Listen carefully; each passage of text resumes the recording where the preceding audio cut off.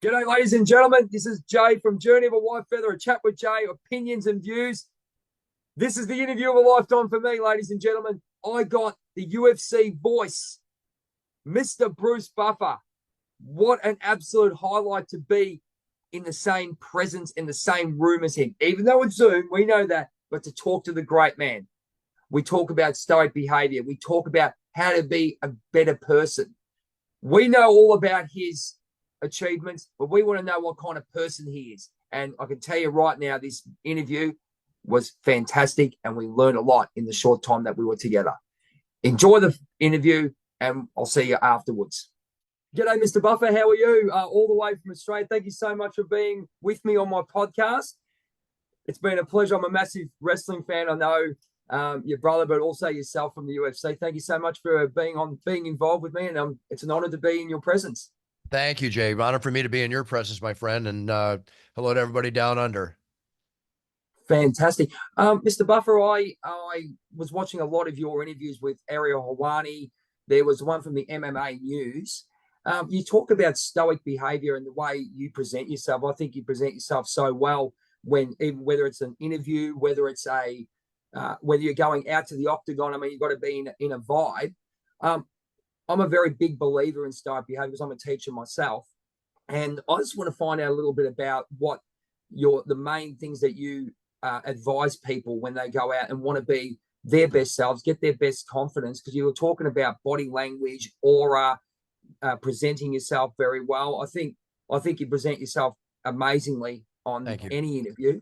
And I'm coming from an expert in my belief. Could you tell us a little bit about what you do to prepare and be as stoic as you are?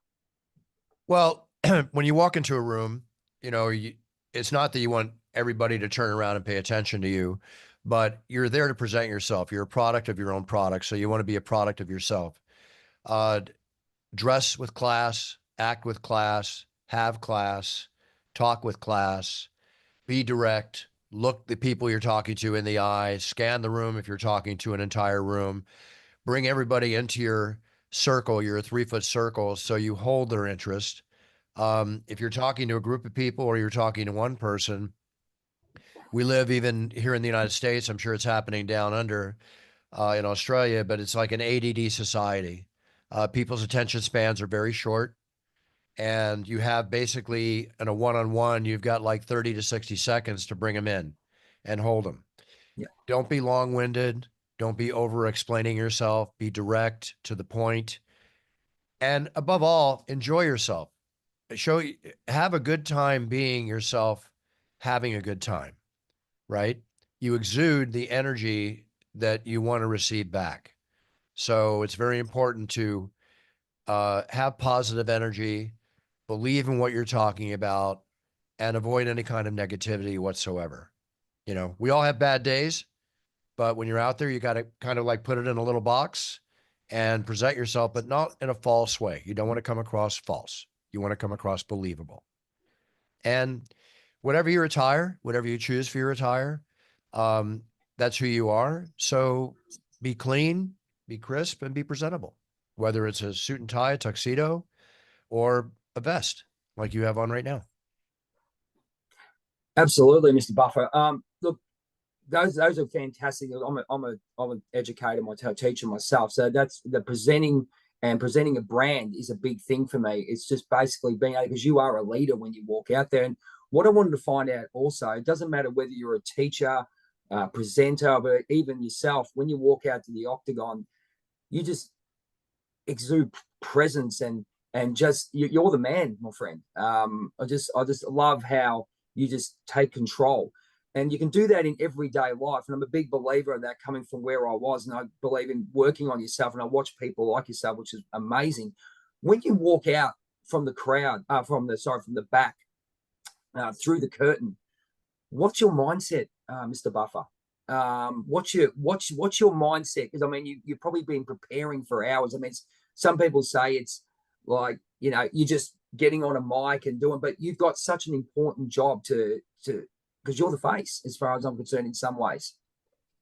The mindset is that I'm going out there, A, to do my job, B, to represent the UFC, with as much class as I can, representing them, uh, represent these great fighters, and to be entertaining to the fans. So when I walk out, I feed off the energy of the crowd, right? I address the crowd.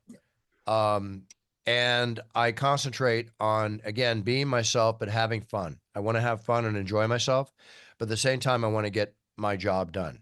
So again, we talk about exuding the energy and exuding the confidence. So when I step out at a UFC, I'm not representing myself as far as uh, who I am and what I'm doing. I'm representing an entire brand. I'm representing the fighters, and I'm providing hopeful entertainment to the fans. Very important. And also, when the fighters step into the octagon, if you notice that when I introduce them, my eyes are on the fighter. I kind of block out the crowd. My eyes are on the fighter because it is that point that I am supposed to, in the job that I'm doing, bring them to the highest level possible. About that. Okay. I spoke to Blackie Wallace in Las Vegas about his mindset. He said to me, he doesn't play for the crowd. He entertains the crowd, which is what his job does, but he really plays for himself in a lot of ways. And it's not a selfish thing. It's just to do the best performance he can and exuberant that power that he's got, that really positive energy and energy. When you actually think about that, he takes a little bit of pressure off himself. Do you find that yourself when you go out there, Mr. Buffer? As far as give me that. What does he do again? When he goes out to play, he says he's really big critique on himself, and he plays for himself in some ways. It's not a selfish thing, because everyone thought it was a selfish side of things. But what he said was he's really critiquing himself and what he does because he wants to put on the best performance. Yeah. He sort of just takes the crowd out of it in some ways and really focuses in on his energy, centers himself, and he puts on a magnificent performance, as you do. And I just wanted to find if that's your mindset, or is there what do you do when you go out? As you said, you focus on the fighters, but is there another way? Because yeah, there is. Yeah, there is. And thank you for your kind words throughout this. I really appreciate it. Bottom line, I'm going to London tomorrow night. I have a show Saturday. I just did a show in Las Vegas 2 weeks ago. Every night I walk in that octagon, you may have heard me say this before, I have to treat it. I want to treat it. I care to treat it as my very first night. In other words, I'm out there to prove to myself, to the fans, to the fighters, to Dana White and the powers that be, and everybody watching, that I deserve this job. So I don't live on my laurels. If I gave what I consider to be a solid show 2 weeks ago, I got to prove that I can do that again come Saturday night in London. And every night I walk out, that's my internal drive, is to be the best I can be. It doesn't matter what's going on in my life. I am there to perform. I'm not just an announcer. I'm a fan first, announcer second, but I'm also a performer at the same time. And I want to provide the entertainment, the energy, and the excitement to everybody there. So I'm not going to phone it in. And I still have passion for what I do. That's very key, passion. And I try to put passion into everything I do. As an example, at my website, brucebuffer.com, or on the Swish app in Australia, or Cameo. I don't know if you have that down there, where I do video. Cameo we do, yes. Yep. Yeah, I do a tremendous amount of videos on Cameo, announcing people that, they're paying their money. I could charge more, but I charge a fair rate. I could definitely charge more, but I don't, I just happy to make people happy. And I give as much energy as I can into those videos so they feel like they're a champion being introduced in the octagon. Or people might write us at brucebuffer.com because they're getting married, where we do weddings. And I do, if you can believe it or not, I get anywhere from 10 to 20 requests a week for weddings, for videos and audios, birth of babies, that. So even from being in the octagon to doing the videos and the audio introductions I do on Cameo and through my office at brucebuffer.com, everybody deserves that energy. Everybody deserves everything I can give. If you're going to pay $1, I'm going to give you $10 worth. If you bought a ticket for $50 Australian or $100 Australian, I'm going to give you $1,000 ticket worth. That's my goal when I walk out there, is to make it more than you thought you were going to get from what I can add to the show. The show is not about me. It's about the fighters and the fans. I am just there to do my job. I'd like to take this time to shout out our supporters at Liberty Bullion, the best gold, silver, and platinum traders in Melbourne, even Australia. If you want to give them a call, their knowledge, their customer service is second to none. Back to the show. It's a humble way of looking at it too, Mr. Buffer. Yeah, no, I believe that. As I said, as an educator, and I do a little bit of emceeing with charity work down here, but you always add value, but also your vibration of what you do and love. It's the most important thing out there. So it's with regards to that. Also, I want to know a little bit about when you actually go through the curtain again when you finish. I mean, you must be on such a high. I mean, it doesn't matter what you do, whether I'm doing a class or doing a charity event. I know you sort of have that downtime. So I'm just wondering how you actually go down and have downtime afterwards. I mean, you must be so hyped. It's like your first time every time you go out there. It's an adrenaline rush, and I have an adrenaline rush when I'm done a show. It's not that it's a letdown, because I build the show from beginning into a crescendo to the main event when I do my "it's time" phrase. So again, the passion's driving me. I'm excited. I get excited when I do it. And honestly, the moment that passion wanes and that excitement goes away, then it's time for me to retire, right? I just don't want to go there and just grab a paycheck, unless I need the paycheck at that time. But yeah, of course. At the same time, I want to do it because I enjoy it. But yes, it's not a letdown. It's a come down, right? It's a height. It's just like not on the same level, but it's similar to a singer or a rock star coming off stage. I mean, they just excited thousands of people. Obviously that excitement's going to come to a stop, and you're getting adulation from people in the back, fighters, fans are thanking me, or, want autographs and pictures. And I try to take pictures and autographs with everybody that asks. Because again, the fans deserve all that. Without them, we're nothing. So it's a come down a bit. So maybe a glass of wine to relax, right? Yeah. Okay. A good dinner, some good conversation, and just appreciate that I had the chance to experience and be the voice of the octagon, which I wake up every day with that on my chest and say, I love what I do.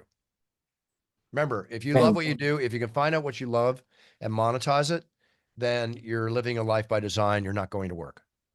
And I hope people can do that. Absolutely. Now, my last question before we end up, and thank you so much. I mean, I've learned so much from you just being on this podcast, my friend. Thank you so much. Could I just ask one thing? Your most favorite moment? As I said, I'll listen to your brother Michael going, let's get ready to rumble. As a big WCW, WWF fan, what's your favorite moment in your career, my friend? It's impossible to answer one favorite moment and then to give examples of favorite moments. It could be because I've done thousands of fights. Every moment I had the favorite moment, another favorite moment happens 3 months later. But as an example, the Ultimate Fighter first season finale with Stephen Bonner and Forrest Griffin putting on that amazing performance that everybody from like 12 million plus people tuned into at that time. I realized at that point that the UFC was about to explode with that. That's a favorite moment. When I did a 360 jump and turn in front of Brock Lesnar at UFC 100 after being egged on by 8 months from fans. Will I do it? Will I do it? And Joe Rogan. And then I pulled it off. That's a favorite moment. Quite frankly, every time I get to step into that octagon, it's a favorite moment. If I can say it. Thank you. Well, thank you so much for your time, Mr. Buffer. It's been wonderful, stoic behavior. That's what I live by. And mate, I'm from Australia, from down under. Thank you so much for your time. And Thank you for being on my podcast. And one day I hope to meet you in person. Be lovely to shake your hand, my friend. Big cheers, everybody down under. I don't know. I think it's on Amazon down there, but my cologne, It's Time, is a top seller in Europe and a top seller in America. This is my one little product I'm going to show you while I'm on. I got others, but I'll just show you this one little product. That looks good. I might go and get some myself. Thank you so much, Mr. Buffer, for your time. I really appreciate it. Thank you so much. You take care, Jay. Thank you so much. No worries. Wow, what an experience to be with Mr. Bruce Buffer. Fantastic. My energy is so high at the moment. Just some of the things he was talking about: body language, the way you dress, the way you speak, ooze confidence, have passion. Go out there like it's your first time. That is the 5 things that I learned from Mr. Buffer. And thank you so much, Mr. Buffer, for being involved and letting me interview you. It was an absolute pleasure on A Chat with Jay. If you want to jump on and be a guest on this show, like, subscribe, and share. DM, comment below, send us an email, whitewarriorhealth@gmail.com, and let's get you on. Let's get your story told. It's an amazing experience. I can't even believe I'm still on cloud nine from what had just happened. Thank you so much. And of course, I met my hero, Bret the Hitman Hart, last year on my 50th birthday, and I will always finish with this quote. He always says, be the best there is, the best there was, and the best there ever will be. Thank you so much. We'll see you on the next episode on A Chat with Jay.